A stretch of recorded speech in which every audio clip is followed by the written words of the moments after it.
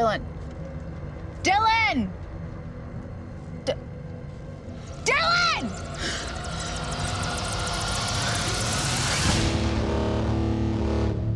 Dylan now realizes the truth of his parenting, and he realizes that Norma's his mother and his uncle is his father, and that's just a horrible piece of information that's dropped on him. There are some things in life that have consequences, Norma. I'm a consequence. Dylan is just broken. I mean, he's totally broken and defeated, and I think he was starting to have a more positive outlook on his life, and now all of a sudden everything's come crashing down on him again. You had sex with my mother. Did you know I was your son? I don't think Caleb had a clue up to that moment that Dylan could be Caleb. She told you that?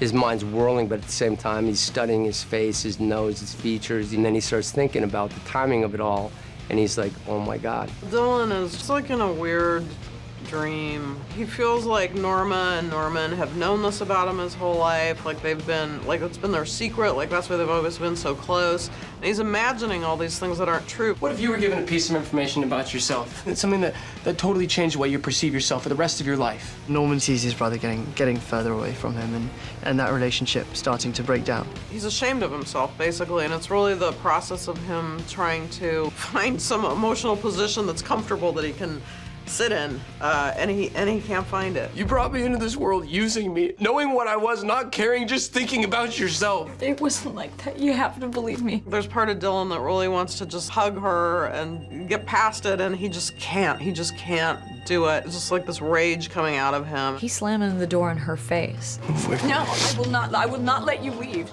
Move away from the damn door! I went over to that motel to make him leave. To tell him I remember what he did to me, to face him and tell him that I'm not scared of him anymore. But I couldn't. Norman sees that his mother is just in an incredible state of emotional distress over this guy, and he decides that it's got to be his responsibility to do something about it. What do you want? We need to talk. He's really protective, obviously, of his mom. He completely believes what she's saying. He never has questioned it about Caleb being this sort of scary, monstrous person who molested his mother. Who are you? I'm Norman Bates. Norman confronts Caleb, but what we don't realize is that he's become Norma in that moment. You stole my childhood. You took my innocence away. He starts channeling all of his mother's pain and anger over what happened to her. His intent is to kill Caleb. You were just using me, you son of a bitch! It's a whole new range of emotions that we haven't seen Norman express yet. It's an evolution of him starting to connect with her to the point where he himself is lost in the connection. You see that journey continuing towards that place where we know he must end up. We see how deeply impacted Norman is by what's happened. Norman? It's me, Cody.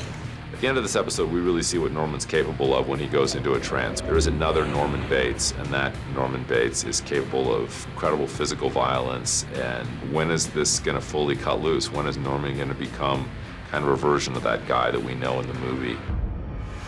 I've never seen anyone go into a hole like that. I mean, you were like not there. What's the crisis? Someone burned down Romero's house. What? I'm gonna bury you and your little business in the ground. And that's the kind of girl that can get you in trouble.